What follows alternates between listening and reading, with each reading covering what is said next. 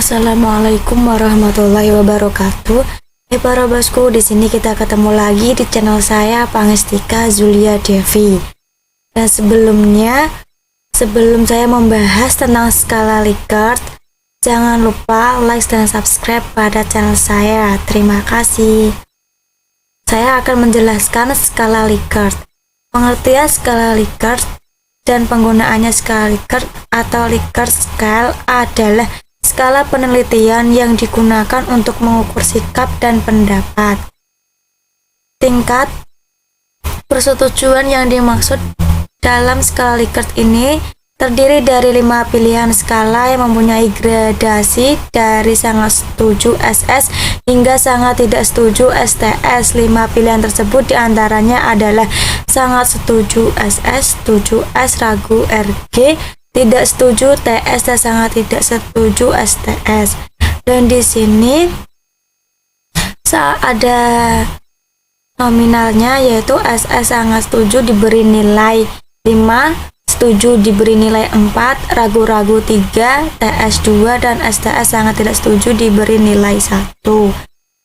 Terus di sini ada sebuah kasus, yaitu buatlah kuesioner tentang pemanfaatan media sosial. Setiap kuesioner minimal 5 item pertanyaan. Kemudian sebarkan ke 30 responden selanjutnya oleh data tersebut menggunakan skala Likert. Dan di sini saya ada responsi, yaitu dari pertanyaan-pertanyaan ada 28 pertanyaan mengenai kuesioner 1 perihal metode sosial. Dan ini adalah pertanyaannya, yaitu ada 1. Apakah Anda setuju bahwa kehidupan di media sosial lebih menyenangkan ketimbang di dunia maya? Dan ini sampai 28 pertanyaannya, yaitu ada apakah Anda setuju bahwa banyak pengguna medsos yang merasa insecurity dan mengalami kecemasan terhadap lingkungan sosial secara rutin setiap melihat apa yang ditampilkan di media. Dan di sini saya membuatnya menggunakan Excel terlebih dahulu dengan jawaban respondennya, yaitu ada 30 responden 1 sampai 30, dan ini adalah jawabannya. Saya rekap menggunakan model Excel. Setelah itu kita akan menyelesaikannya menggunakan SPSS seperti biasanya, yaitu ini SPSS-nya. Kita ke variabelnya terlebih dahulu, variabel view-nya. Di sini namanya ada X1, yaitu pertanyaan 1 yang ke-1 perihal dengan media sosial. 1 sampai 28 itu adalah pertanyaannya. Setelah itu desimalnya yaitu adalah 0 semua, dan value-nya di sini ada S, STS, SS. Di sini ada angkanya. Kenapa bisa S atau STS atau SS? Kita value-nya kita diganti terlebih dahulu. 1 STS, 2 TS, 3 RG, 4 S, dan 5 SS. Kita oke. Setelah itu kita bisa copy paste. Setelah itu kita di sini bisa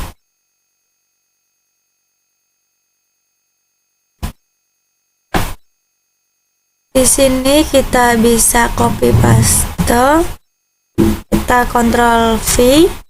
Nah, di sini jadinya semuanya bisa tampilannya seperti ini. Kita oke, ya kan. Terus kita ke variabel view-nya. Nah, jadinya seperti ini. Jadinya S, STS, SSTS, yaitu S setuju, STS sangat tidak setuju, SS sangat setuju, RG yaitu ragu-ragu. Terus bagaimana cara menyelesaikannya? Kita ke analisisnya. Kita analisis ya teman-teman. Kita analisis. Setelah itu kita ke deskriptif statistik. Terus kita pergi ke frekuensi. Setelah ke frekuensi, di sini awalnya X11, X12 itu ada di frekuensi sini, di bagian total ini, terus kita pindahkan ke variabelnya. Terus setelah itu kita ke cards. Ini cardnya, kita histogramnya, show normal curve on histogramnya kita centang, terus kita continue teman-teman. Terus kita lihat hasilnya, kita oke. Terus kita bakal lihat hasilnya ya teman-teman. Hasilnya seperti ini. Nah, ini hasilnya frequency table. X1 yaitu pertanyaan ke-1, STS-nya ada 3, presentnya ada 10%. Nah, ini muncul teman-teman. Ini X1-nya seperti ini. Saya akan baca dari awal. STS-nya frekuensinya ada 3, persennya ada 10%.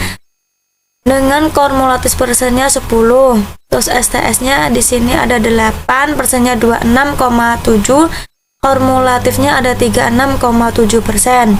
Terus ragu-ragunya ada 5, persennya ada 16,7. Terus kumulatifnya ada 53,3%. Terus 7-nya ada 7. Frekuensinya ada 7, terus persennya ada 23,3%, kumulatif persennya ada 76,7.